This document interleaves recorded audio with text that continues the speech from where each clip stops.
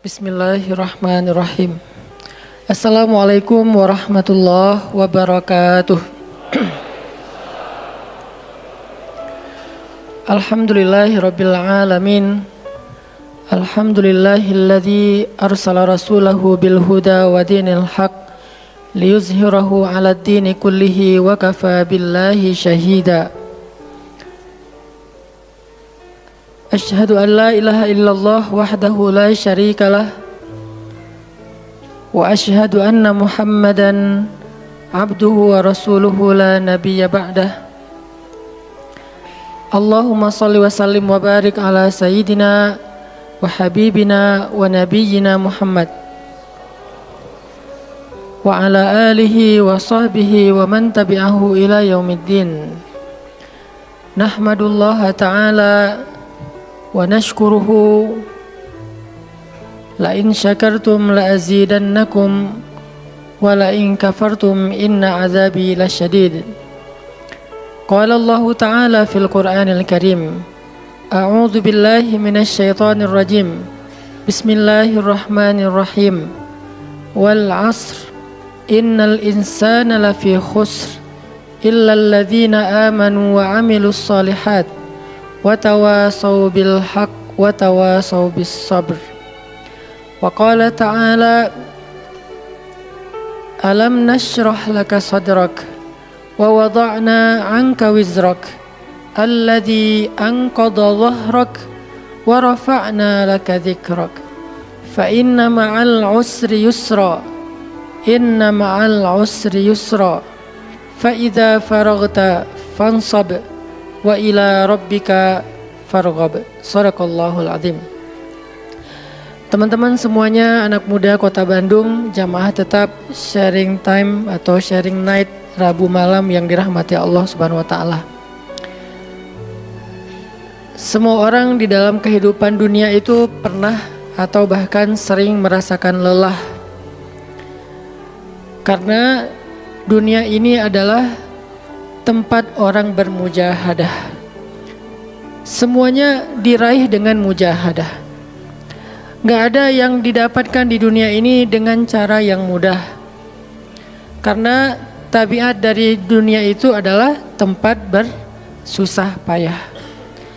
Fitrahnya dunia adalah tempat orang bercocok tanam, bukan memetik hasil. Yang namanya bercocok tanam, kalau kita melihat pada kehidupan para petani atau para pekerja di ladang, di sawah, di kebun, maka kita akan melihat akan melihat kelelahan, keletihan dan kesusah payahan yang luar biasa. Itulah tabiat dunia. Berbeda dengan tabiat di surga. Di surga itu semuanya akan didapatkan dengan cara yang mudah. Bahkan sebagian riwayat mengatakan seorang perempuan di surga apabila inginkan seorang anak, maka Allah Subhanahu wa taala akan memberikan anak kepadanya saat itu juga tanpa harus bersusah payah mengandung selama 9 bulan. Saat ini pengen punya anak dengan spesifikasi tertentu, maka saat ini juga dia akan diberikan anak bayi tanpa harus mengandung 9 bulan lamanya, tanpa harus susah-susah menyusui. Allah akan datangkan untuk dia bayi yang dia sukai, kemudian Allah datangkan orang-orang yang akan, pelayan-pelayan yang akan merawat dan membesarkan bayi itu untuk dia. Karena di sana dia adalah seorang ratu yang tidak perlu lagi bersusah payah. Di surga itu ketika seseorang menginginkan makanan, maka Allah Subhanahu wa taala mendatangkan untuknya makanan dengan cara yang sangat mudah. Bahkan ketika dia menginginkan buah-buahan, maka pohon itu akan menunduk untuknya sehingga dia bisa memetik buahnya tanpa harus bangun dari tempat duduknya jika dia menginginkan itu. Tetapi kalau dia menginginkan sesuatu yang lebih, misalnya dia ingin berjalan-jalan di kebun-kebun di antara banyak kebun surga, lalu dia ingin merasakan memetik pohon sendiri sambil membawa keranjang-keranjang yang indah, maka Allah juga akan memperkenankan keinginannya. Kaifa yasha, sebagaimana yang dia inginkan. Berbeda dengan dunia. Di dunia, apapun yang kita inginkan itu harus melalui mujahadah, melalui ikhtiar. Bahkan ketika kita ingin menjadi orang yang sekedar tidur-tiduran pun, Allah Subhanahu wa taala mentakdirkan tidur pun lelah. Tidur aja capek. Duduk capek. Ada orang yang duduknya capek akhirnya dia berdiri. Ya. Ada orang yang capek berdiri akhirnya pengen duduk. Kapan duduknya capek pengen berdiri? Salah satu yang sering saya alamin itu kalau lagi naik pesawat. Apalagi pesawat penerbangan 9 jam, 10 jam itu pasti capek banget duduknya tuh. Sehingga kita menginginkan seandainya ada uang kita pengen duduk di kelas bisnis. Tapi karena nggak mampu membeli tiket yang 3 kali lipat lebih mahal di kelas bisnis, ya nggak apa-apa lah di kelas yang biasa ekonomi. Tapi ketika lelah 4 jam, 5 jam pesawat berjalan itu udah luar biasa lelahnya, akhirnya berdiri mondar-mandir di antara lorong pesawat. Artinya duduk aja capek, nggak ngapa-ngapain, suruh duduk doang. Nggak seperti orang dulu yang berangkat haji atau umroh naik kapal, lewat darat, pas sampai di laut naik kapal dengan ontanya, dengan kudanya. Orang dulu mencari ilmu itu dengan mujahadah yang luar biasa, dengan naik onta berminggu-minggu. Ini naik pesawat cuman 9 jam, capek.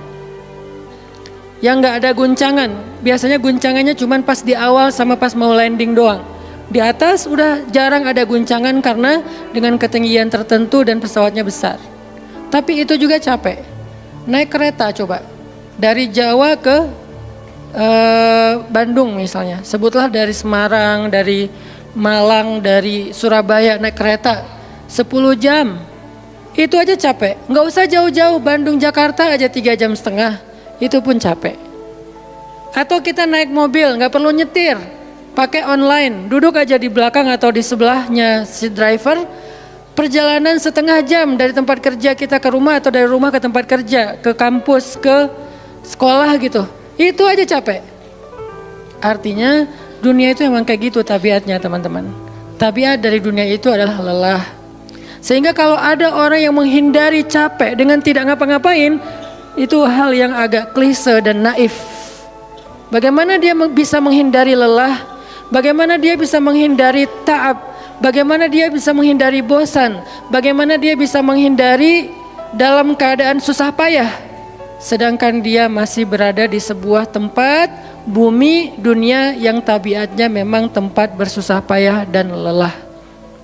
Satu-satunya cara menghindari lelah yang tidak perlu lagi bersusah payah itu hanyalah masuk surga. Tetapi kan itu tidak terjadi sekarang. Kita harus meninggal dulu dan kita belum mau. Ada yang mau meninggal masuk surga sekarang? Kalau dijamin sih insya Allah ya. Masalahnya nggak ada jaminan.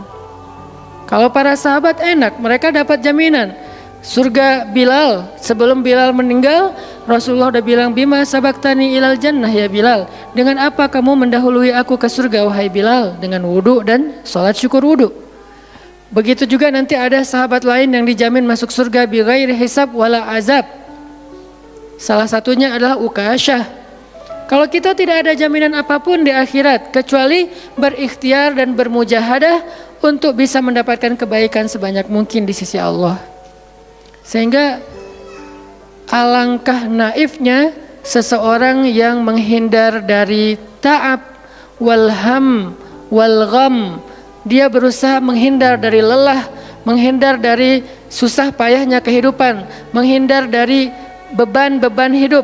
Itu nggak bisa dilakukan karena kita masih berada di dunia. Yang perlu kita sekarang coba pilih adalah kita mau lelah untuk hal yang sia-sia? Apakah kita mau lelah untuk hanya bersenda gurau?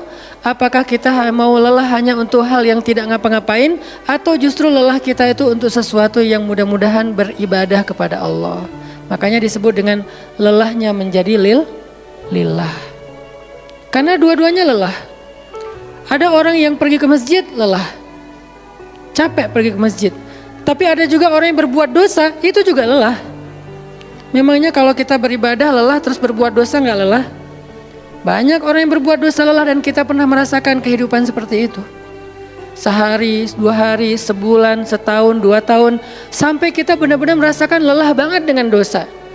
Di malam hari berbuat dosa lelah, akhirnya tidur sepanjang siang. Di siang hari berbuat dosa, lelah, akhirnya tidur sepanjang malam. Lelah sama lelahnya. Antara orang yang beribadah dengan orang yang bermaksiat itu sama lelahnya. Bedanya apa? Yang satu, lelahnya akan diganjar, dibalas oleh Allah dengan kebaikan dunia dan akhirat.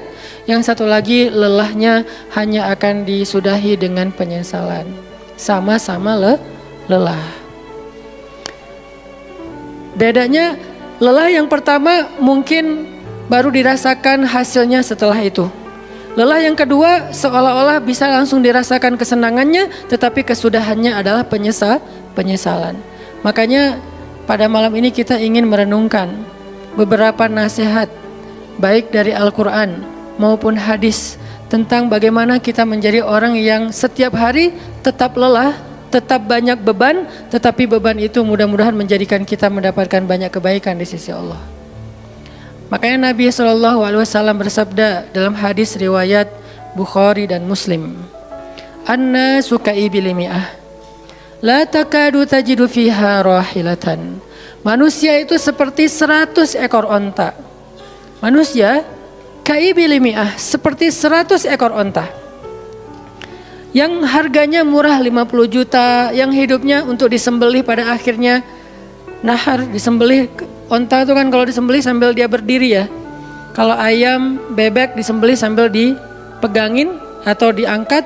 Kalau kambing dan sapi dibaringkan. Kalau onta disembelih itu sambil diberdirikan.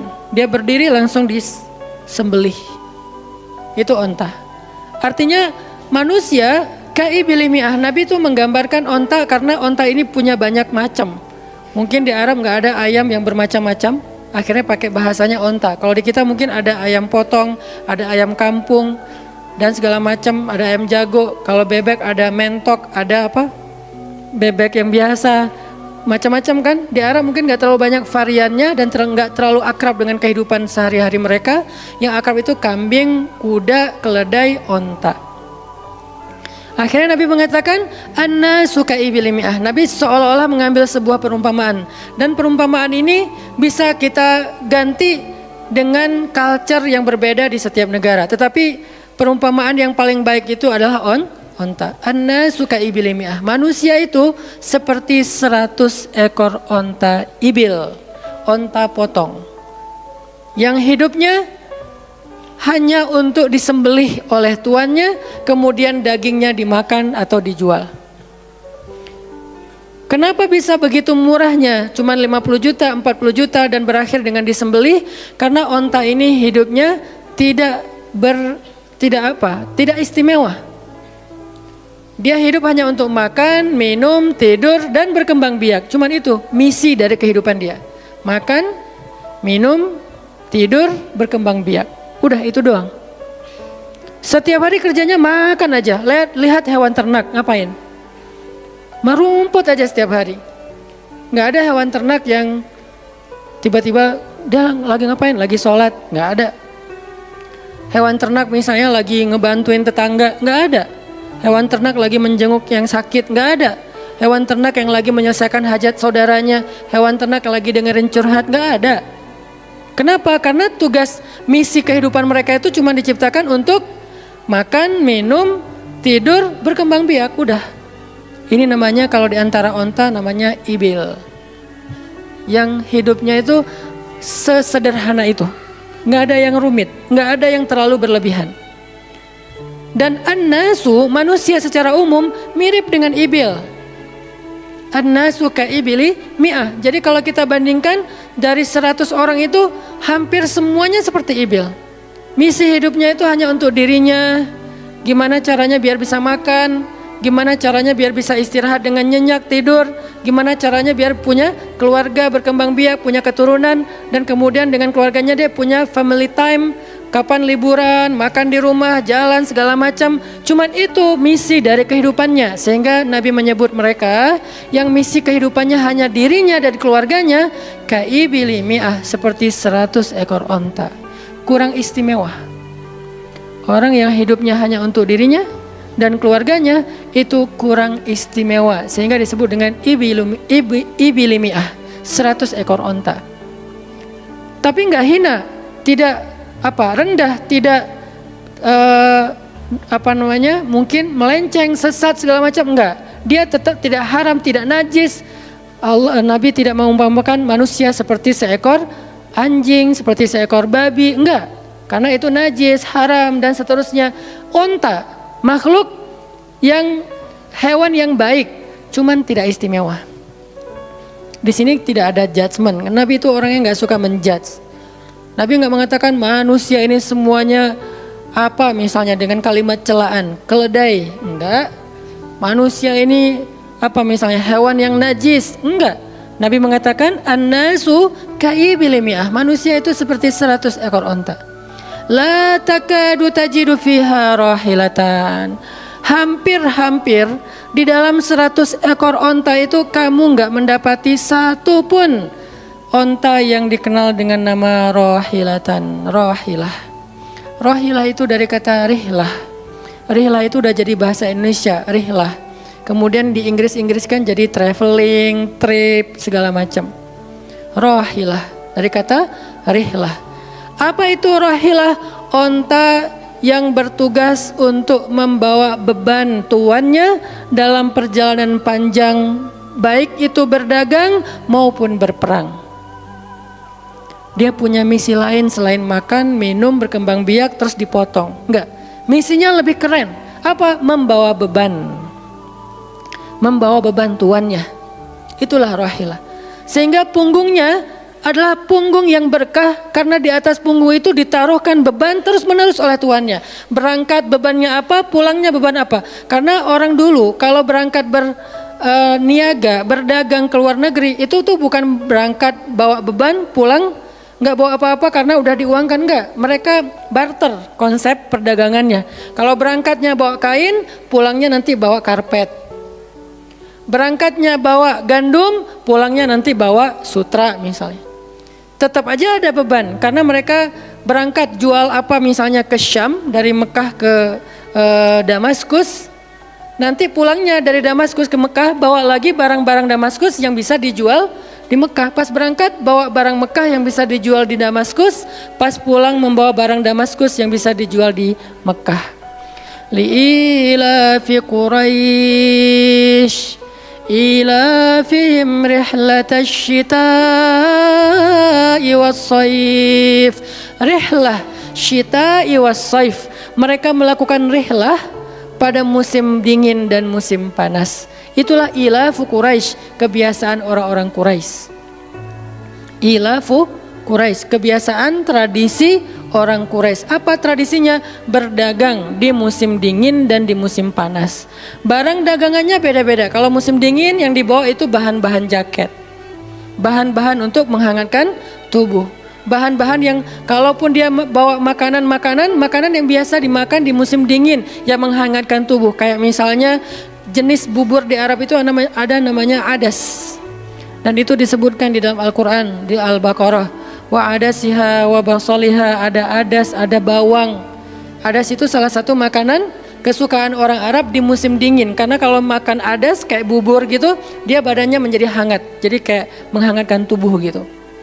Artinya syita'i was-saif, di musim dingin dan di musim panas, dua-duanya ada barang yang didagangkan, dan itu adalah ilafu Quraisy, kebiasaan tradisi orang-orang Quraisy.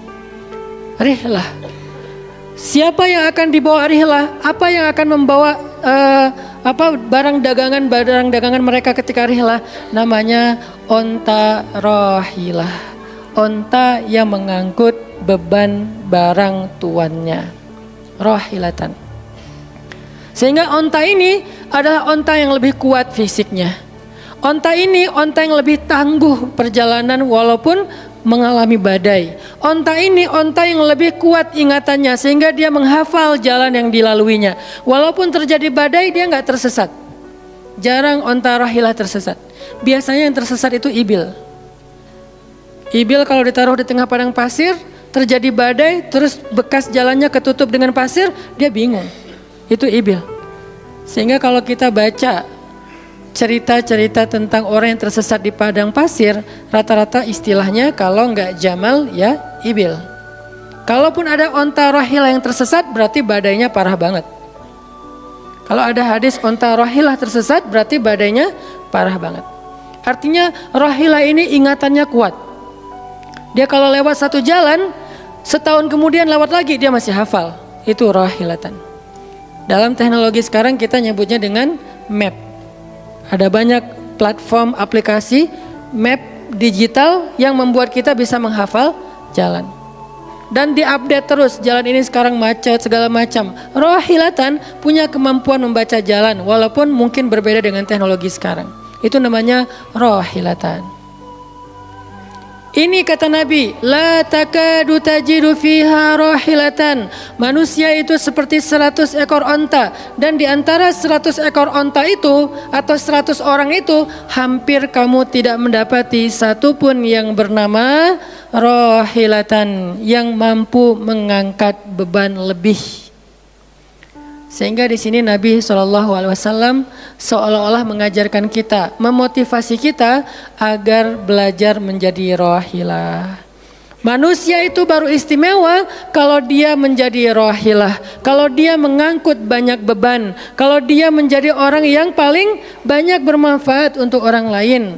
Makanya muncullah hadis, khairun nas anfa'uhum linnas, inna ahabban nasi ilallah anfa'uhum linnas. Dua riwayat hadis yang berbeda. Sebaik-baik manusia, kalau dalam analogi yang pertama, sebaik-baik onta adalah rohilatan. Bukan ibil, bukan nakoh, bukan jamal. Sebaik-baik onta rohilatan. Kenapa kok rohilatan?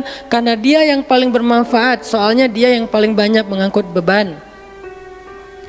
Sehingga dengan analogi tentang onta rohilah, kita menerjemahkan hadis khairun nas, sebaik-baik manusia, dengan istilah khair. Arti khair itu memberi lebih, arti khair itu bermanfaat. Khairun nas anfa'uhum linnas, sebaik-baik manusia yang paling bermanfaat untuk orang lain.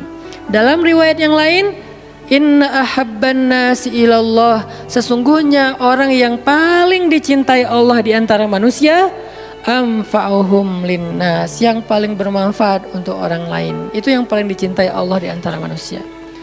Muncul lagi hadis yang mirip, inna ahabbal a'mali ilallah sururun tudkhiluhu ala qalbi muslim, sesungguhnya perbuatan, amal soleh, aktivitas, pekerjaan yang paling disukai Allah di antara yang kita lakukan dalam kehidupan sehari-hari adalah membahagiakan hati orang lain. Ini semuanya hadis-hadis yang memiliki makna yang sama, yaitu menjadi pengangkut beban. Lelah Ustadz, lelah. Nggak ngangkut beban, lelah juga. Ngangkut beban, lelah juga. Cuman bedanya, orang yang lelah tanpa mengangkut beban, hidupnya penuh dengan keluh kesah, tidak ada yang menghargai, tidak dimuliakan, akhirnya dia ngeluh. Ada kan banyak orang yang ngeluh karena merasa dirinya nggak dihargai orang lain. Tetap aja ngeluh. Ada juga yang ngeluh karena terlalu banyak beban. Padahal dua-duanya sama-sama ngeluh, kenapa nggak memilih yang lebih baik? Memangnya kalau kita nggak ngangkut beban, kita nggak akan berkeluh kesah? Ngeluh. Ngeluhnya mungkin bukan capek, ngeluhnya nggak ada yang hargai. Dan itu udah sunnatullah, kalau kita pengen dihargai, pengen dimuliakan, kita harus menjadi orang yang paling rohilah, yang paling banyak ngangkut beban. Nggak bisa kita jadi ibil tapi pengen diperlakukan seperti rohilah, itu nggak bisa. Kita tuh ibil, hidupnya untuk diri sendiri, nggak bantu siapa-siapa, nggak peduli dengan siapa-siapa, harta kita nggak bermanfaat untuk orang lain, pikiran kita nggak bermanfaat untuk orang lain, lisan kita tidak bermanfaat untuk orang lain, wawasan kita tidak bermanfaat untuk orang lain, apalagi tenaga kita nggak bermanfaat untuk orang lain, skill kita nggak bermanfaat untuk orang lain, semua tentang diri kita hampir tidak bermanfaat untuk orang lain, lalu kita ingin dihargai seperti orang yang paling bermanfaat. Ini naif, klise, nggak ada seperti ini, bukan sunnatullahnya. Karena seseorang itu diberi balasan sesuai dengan mujahadah. Al-jaza ala qadril masyaqqah, balasan tergantung susah payahnya dalam berikhtiar. Siapa yang mujahadahnya lebih, maka rewardnya lebih, jazanya lebih.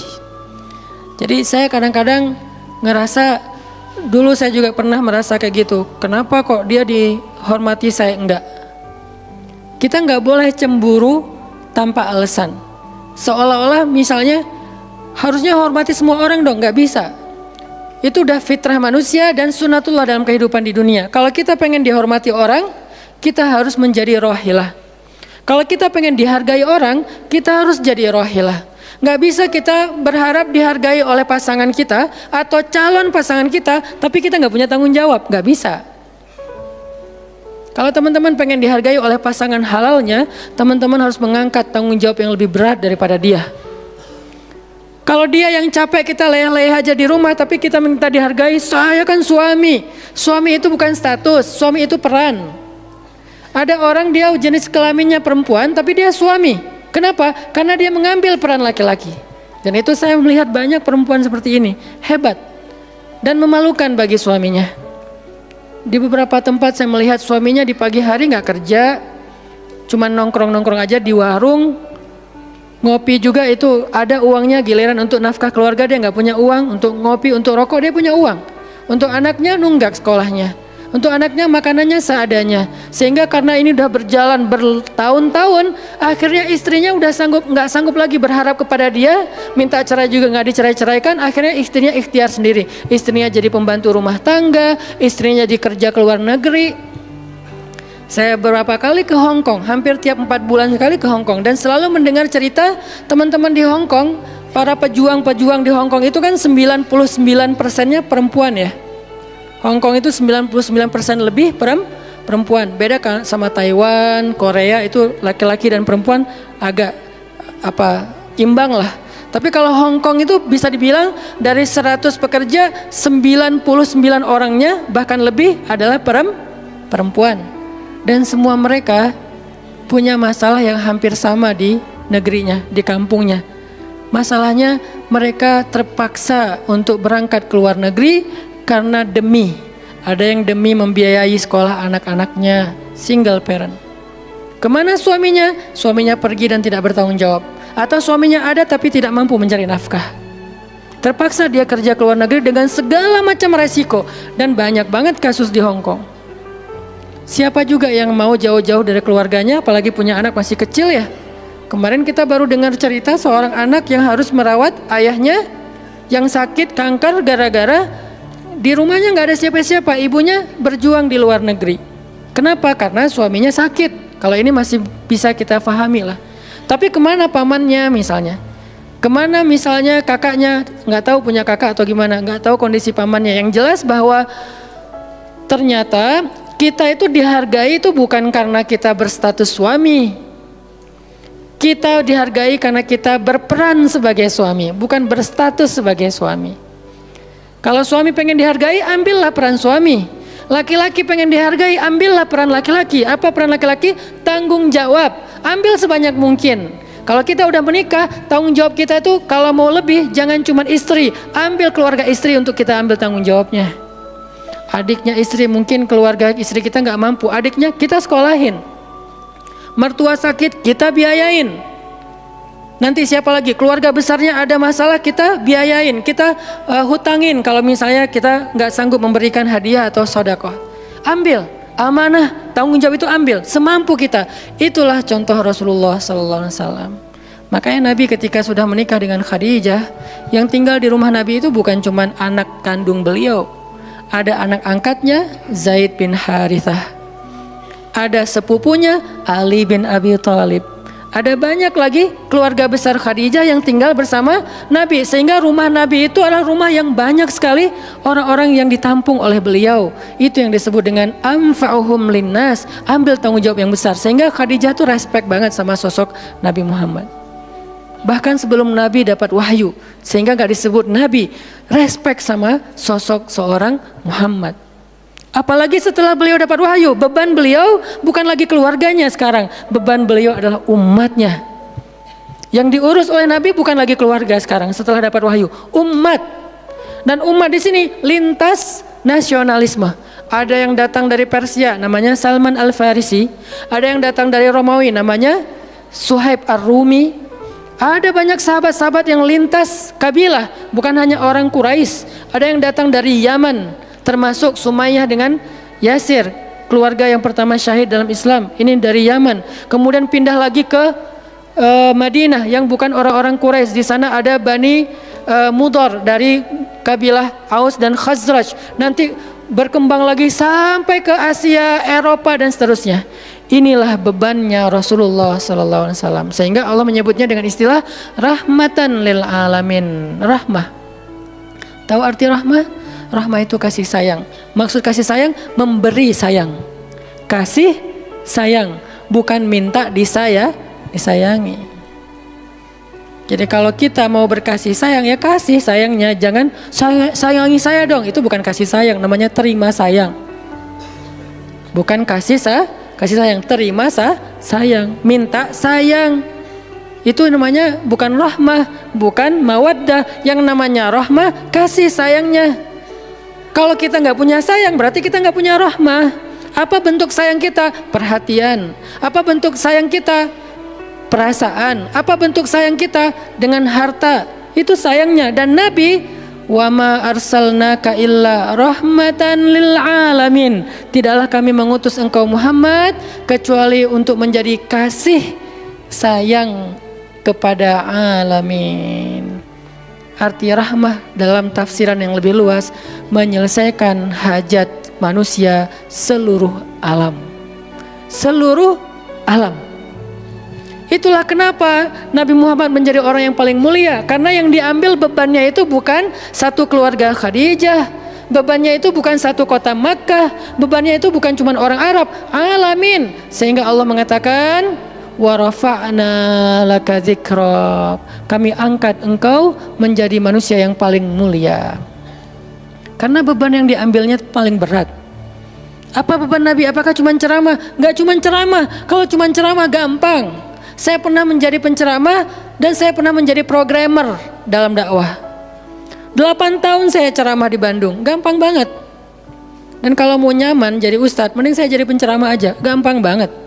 Diundang-undang, ustadz mau dijemput? Ya jemput dong, jemput. Ya, ustadz kan dijemput, jarang kita jalan sendiri, seringnya dijemput. Dan karena dia pengen memuliakan kita, dia cari di tempat itu siapa yang punya mobil paling bagus untuk menjemput ustadz. Kalau di kampung, cari siapa yang punya mobil baru yang tahun misalnya 2018 lah, kalau nggak ada 2019. Saya punya, ya udah pinjam ya untuk jemput ustadz. Oh boleh, saya senang, jemput. Kalau perlu yang punya mobilnya sekaligus jadi supirnya, jemput ustadz. Enak jadi penceramah. Jemput, tunggu di depan rumah, nggak langsung ketok. Kenapa? Nggak enak mau ngetok, biar ustadznya santai aja. Ustadznya keluar, dibukain pintu. Terserah mau duduk di depan, duduk di tengah. Kalau ustadznya duduk di tengah, nggak ada yang di sebelahnya, kosong. Mau goler-goler, mau jungkir balik, bebas. Ustadz. Saya pernah ngalamin masa kayak gitu. 8 tahun, mudah banget. Diundang-undang, semua wajah tersenyum. Nggak ada yang cemberut, namanya juga ustadz. Selamat datang ustadz, alhamdulillah bisa ketemu sama ustadz, silakan. Duduk dikasih makanan yang paling baik. Dihidangkan segala macam, minuman aja 5 jenis. Sampai bingung nih mana yang mau diminum. Ustadz mau apa? Kadang-kadang beberapa teman-teman panitia yang sangat udah pro banget nanya. Ustadz itu nanya ke asisten lah atau siapa manajemen, kalau dia punya manajemen. Ustadz itu sukanya makanan apa? Disediakan makanan kesukaan ustadz. Kalau ke Bandung ustadz senangnya makan apa? Disediakan makanan khas Bandung kesukaannya ustadz. Dicari dari restoran terbaik yang ada di kota itu. Ini perlakuan terhadap ustadz, nyaman banget kalau ceramah tuh. Ceramah berapa lama? Terserah ustadz. Kalau lagi mood 3 jam. Kalau nggak lagi mood 45 menit. Ustadz kok ceramahnya cuma sebentar? Saya lelah sekali. Oh nggak apa-apa ustadz, istirahat ya ustadz, sehat terus ya ustadz. Doain. Pulang dianterin. Maaf dikasih amplop, transport segala macam. Kadang-kadang wah ngasihnya cukup untuk 2 bulan makan. Masya Allah enak. Kalau cuman yang disebut dengan rahmatil alamin itu cuman ceramah, itu bukan rahmatil alamin. Walaupun itu salah satu kebaikan. Tapi kemudian setelah 8 tahun saya berdakwah dengan ceramah, saya mengubah konsep dakwah saya menjadi programmer. Memprogram masjid. Al-Latif. Saya ngomong dengan Pak Iman beri saya kesempatan memprogram Al-Latif, bikin gerakan, bikin dakwah. Bukan masjid yang memprogram, kemudian ustadz mengisi, itu salah. Menurut saya, Keliru kalau masjid membuat program, ustadz cuma mengisi program itu. Keliru. Ustadz yang program, masjid fasilitasi, nanti insya Allah akan berkah. Alhamdulillah Pak Iman, Ketua DKM Al-Latif sepakat. Ya udah Ustadz silakan, mangga, dikasih waktu 2 tahun. Kalau nggak ada perubahan diambil alih. Dalam 2 tahun kita coba program dari awal. Bikin gerakan anak muda, pemuda hijrah lahir waktu itu. Mulai programming, gimana caranya biar masjid rame. Dari yang cuma 20 orang kajian setiap Rabu malam, dari dulu udah Rabu malam. Yang hadir berapa orang? 20 orang. Kalau Persib lagi main, libur. Semua pada nonton. Malah sering lagi libur. Kadang-kadang Persib nggak main. Terus yang main siapa? Yang main Piala Eropa kah, Piala Champion kah, Liga Eropa, Piala Dunia, libur. Akhirnya berkembang pelan-pelan jadi setengah masjid. Satu masjid membludak keluar masjid sampai ke Jalan Cendana. Akhirnya pindahlah ke masjid ini. Kenapa? Karena udah nggak nampung. Nggak enak juga dengan tetangga karena parkirnya kemana-mana. Kan kita pindah ke sini karena Al-Latif nggak nampung. Nah, ketika dakwah berubah menjadi programmer, bebannya beda. Udah nggak kayak dulu, enggak, beda. Pergi taklim, pergi sendiri. Bahkan berkorban dengan harta sendiri, bareng-bareng dengan teman-teman. Semuanya lelah, kita meeting sampai tengah malam. Emangnya gampang membuat tren hijrah? Nggak mudah teman-teman. Kita harus meeting, mikirin. Sekarang tambah lagi beban yang lain, Barisan Bangun Negeri.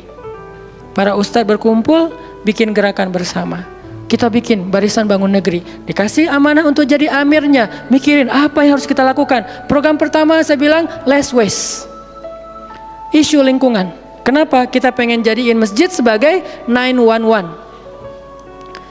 Tapi pelan-pelan, nggak bisa langsung. 911 ini nanti kalau ada masalah di masyarakat, tetangga masjid yang ditelepon masjid. Anak saya sakit, telepon masjid. Ada yang meninggal, telepon masjid. Ada yang pingsan, telepon masjid. Ada yang baru diputusin, telepon masjid. Sampah ini udah darurat. Bandung ini hanya batas deadline penanganan sampah kita kalau kata Pemkot itu sampai 2023. Kalau kita nggak punya alternatif, ini akan jadi masalah besar. Jakarta, saya kemarin ke Jakarta sampai 2022, lebih cepat sedikit daripada Bandung. Artinya mereka hanya bisa menampung sampah sampai 2022. Sisanya kalau nggak ada solusi alternatif, maka akan terjadi masalah besar, tumpuk sampah di depan rumah masing-masing selama nggak usah sebulan, seminggu aja gimana rasanya? Nggak ada yang ngambil sampah di depan rumah kita, seminggu aja. Petugas sampah nggak ngambil sampah di depan kos-kosan, di depan rumah. Sehari telat aja itu udah nggak enak, apalagi seminggu, sebulan, setahun. Jadi gimana? 2022, kota-kota besar rata-rata terancam dengan bom waktunya sampah. Kita angkat less waste supaya masjid menjadi salah satu media komunikasi antara Pemprov, Pemkot, pemerintah kepada publik. Kenapa? Soalnya trust publik kepada masjid itu bagus. RT RW bikin program pungut sampah kayak edukasi dan campaign tentang sampah, yang datang sedikit. Kalau RT RW bikin program, hari Minggu yuk kita bikin gerakan pungut sampah, sedikit yang datang. Tapi masjid bikin taklim, yang datang ribuan, apalagi 2-3 tahun terakhir, alhamdulillah luar biasa. Sehingga masjid punya potensi untuk mengkomunikasikan masalah ini kepada publik. Saya ajaklah teman-teman, yuk kita bikin isu sampah dimulai dari masjid.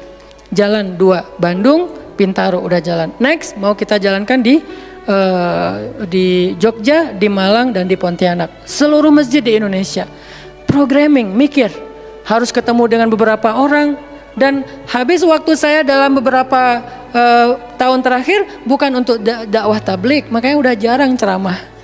Teman-teman kalau ngelihat ceramah Hanan Attaqi di Bandung cuma sekali seminggu, itu juga kalau nggak libur ya.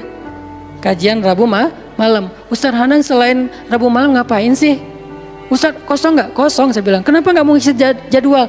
Kosong dari taklim tapi nggak kosong dari aktivitas. Sehari meeting bisa 5 kali. Dulu saya pernah yang kalau bahasa teman-teman tuh ngeprank jamaah, bukan ngeprank sebetulnya. Katanya Ustaz nggak datang, tiba-tiba datang kan? Itu tuh meeting 5 kali sehari, dari pagi, siang, sore, menjelang maghrib, baru beres isya. Meeting dengan siapa aja Ustaz? Banyak hal yang harus kita bereskan untuk bisa memunculkan satu program kecil. Akhirnya beres isya, saya bilang masih ada jamaah nggak? Sebagian udah pulang Ustaz, tapi yang lain masih pada nunggu, kasihan. Ya udah saya jalan aja ke sini naik motor, sampai di sini isya baru ngisi kajian. Artinya ternyata bebannya beda. Tapi rohilatan itu yang disebut dengan dakwahnya Nabi. Saya baru mengambil sebagian kecil dari banyak varian dari dan instrumen dakwah Nabi itu cuma sebagian kecil, memprogram, baru masjid. Nabi itu alamin loh. Gimana mengubah kota Mekah yang dulunya kemusyrikan merajalela, perzinahan merajalela, kemudian anak perempuan dibunuh karena dianggap membawa sial, riba luar biasa, banyak yang dibunuh gara-gara gak mampu membayar hutang, dan perbudakan, dan banyak lagi masalah sosial. Bukan hanya masalah akidah dan ibadah. Akidah dan ibadah itu adalah inti masalahnya, kemudian merembet ke masalah sosial, biasanya kayak gitu. Kalau akidahnya melenceng, biasanya sosialnya rusak. Walaupun gak selalu kayak gitu juga sih. Karena ada di beberapa negara yang akidahnya mereka syirik, tapi sosialnya bagus. Walaupun ada problem sosial lain yang mungkin gak perlu dibahas di sini. Yang jelas awalnya berawal dari kemusyrikan, kemudian berkembang menjadi masalah ekonomi, sosial, dan seterusnya. Nabi menyelesaikan masalah kota Mekah. Gimana caranya? Mekah yang tadinya kota yang jahiliyah menjadi kota Islamiyah, kota yang Rabbaniyah, kota yang penuh dengan kebaikan. Madinah yang tadinya kota yang penuh dengan sampah, Yathrib berubah menjadi kota Munawwarah. Sekarang udah nyampah lagi. Di zaman Nabi itu benar-benar Madinah Munawwarah. Sekarang mungkin nggak sebagus di zaman Nabi, cuman bangunannya doang yang megah, tapi secara lingkungan, secara sosial nggak sebaik zaman dulu lah. Kalau bangunan itu kan bukan indikasi peradaban ya. Karena kita pernah mengalami masa peradaban Islam yang keren, nggak ada tuh bangunan pencakar langit seperti Dubai. Kita di Dubai bangunan pencakar langit, tetapi secara peradaban ada masalah di Dubai, terutama masalah sosial. Di Arab Saudi masalah lingkungannya luar biasa, salah satu penghasil sampah 10 besar di dunia. Kalau untuk masalah sampah organik termasuk 5 besar di dunia. Artinya makan sering dibuang-buang. Makanya sampah organiknya paling banyak, waste-nya paling banyak. Itu yang diselesaikan oleh Nabi di kota Mekah dan Madinah, kemudian berkembang di kota-kota lain sampai ke Irak, sampai ke Syam, sampai ke Mesir, sampai ke Eropa, sampai ke Turki, sampai ke Afrika, bahkan sampai ke Nusantara. Rahmatan lil alamin. Rahmah bukan cuma ceramah. Kalau ceramah, Nabi lebih jago dari siapapun. Orang siapapun yang berceramah itu kopas dari Nabi kan? Ada yang ceramah nggak kopas dari Nabi? Nggak ada. Kopas dari Nabi Musa? Enggak, kecuali diriwayatkan dari Nabi Muhammad, kemudian baru Nabi Muhammad meriwayatkan dari Nabi Isa dan Nabi Musa. Semuanya kopas, copy paste dari Rasulullah SAW. Artinya kalau mau ceramah, bahan Nabi itu banyak banget. Dan kalau Nabi mau ceramah, yang ngundang pasti banyak banget. Jadilah Nabi dai sejuta umat. Capek pasti setiap hari 5 kajian. Nabi lagi di mana? Lagi di Syam. Sampai 2 tahun ke depan jadwal ceramah penuh. Kalau Nabi mau kayak gitu. Tapi ternyata Nabi bukan cuma ceramah, memprogram umat. Ada yang masalah datang ke Nabi, ya Rasulullah, saya diceraikan oleh suami saya dengan bahasa, kamu bagi saya seperti ibu saya, zihar. Nabi bingung nih, gimana nih zihar?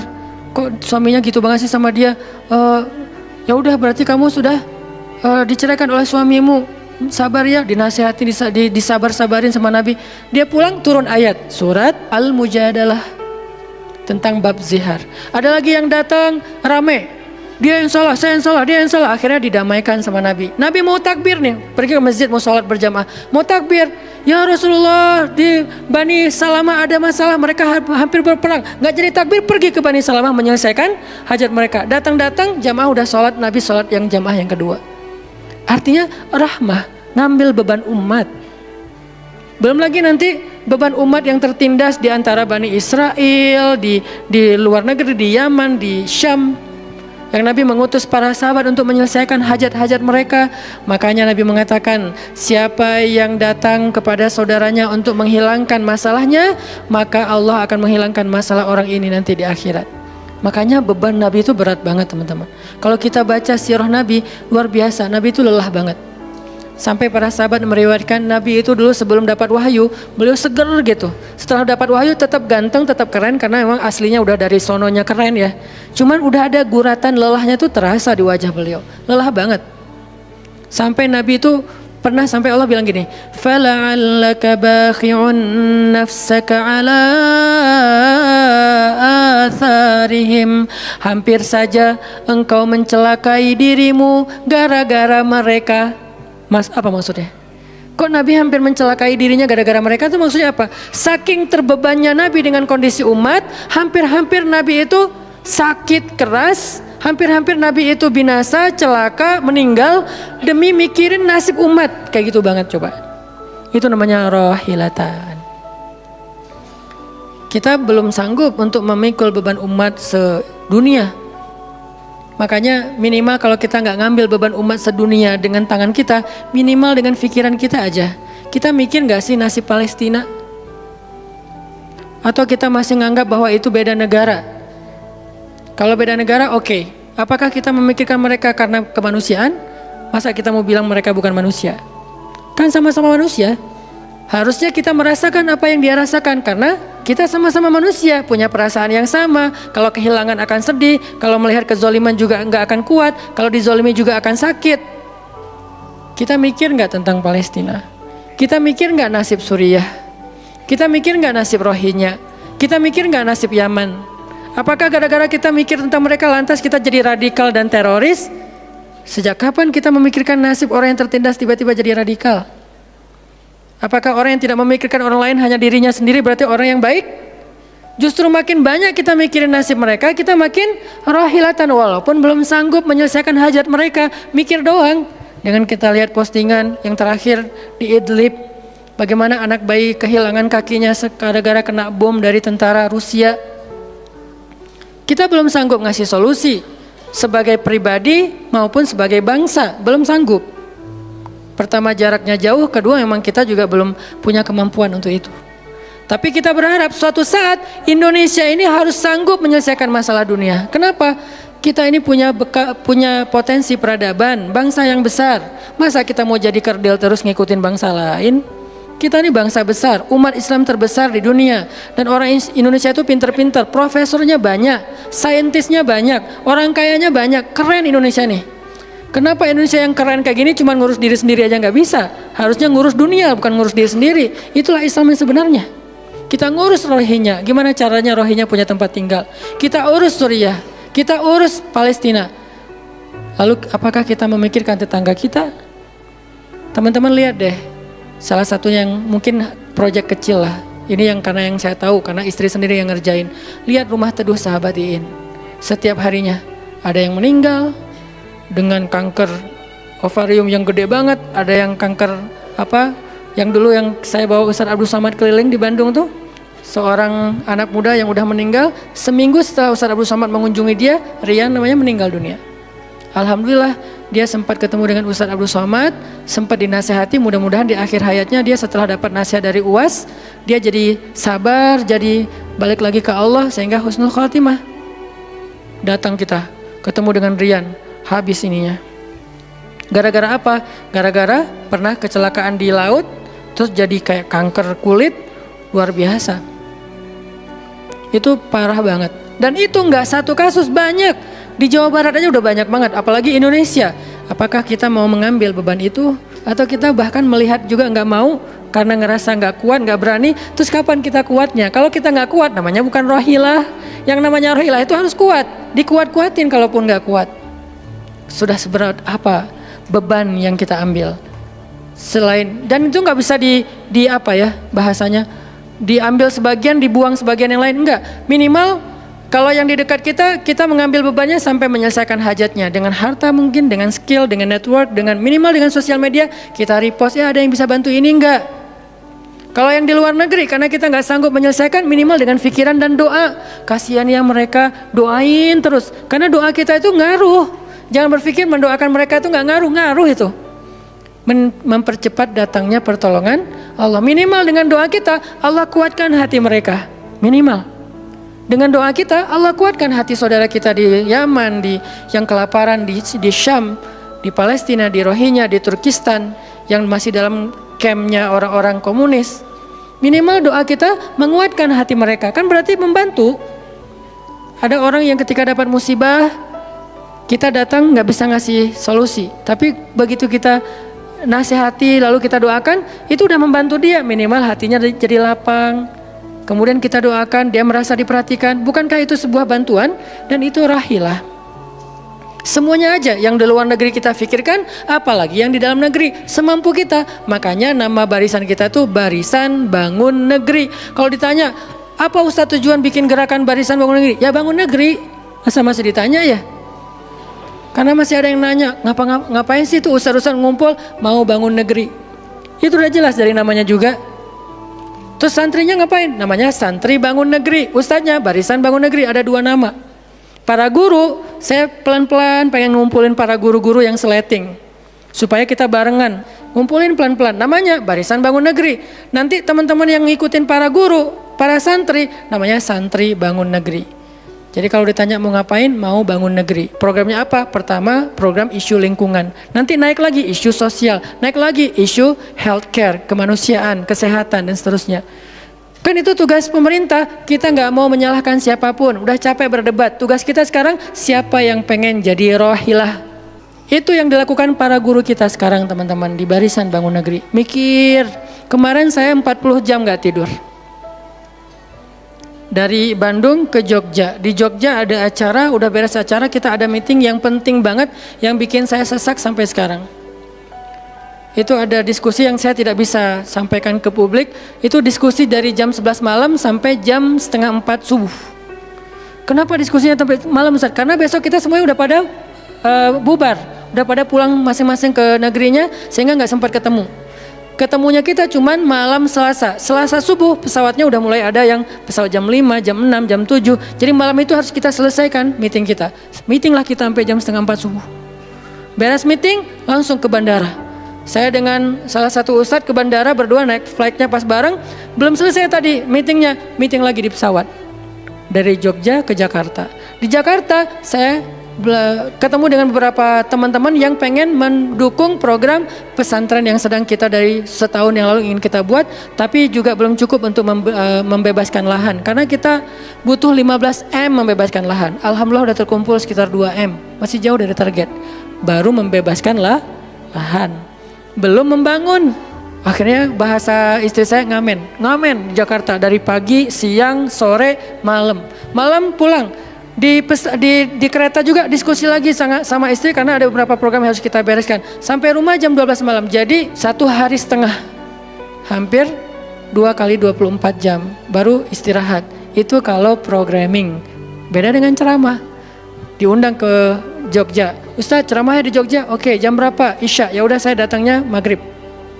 Terbang jam 5 sampai di sana maghrib. Ceramah, beres ceramah saya tidur. Gampang kan? Beres ceramah jam 11 malam, balik ke hotel, dipesankan hotel sama panitia. Hotelnya mau yang gimana Ustadz? Terserah, yang dekat-dekat aja biar nggak capek di jalan. Oh ya Ustadz, dikasih hotel biasanya yang enak, yang deluxe. Masuk ke hotel, mandi air hangat, ya.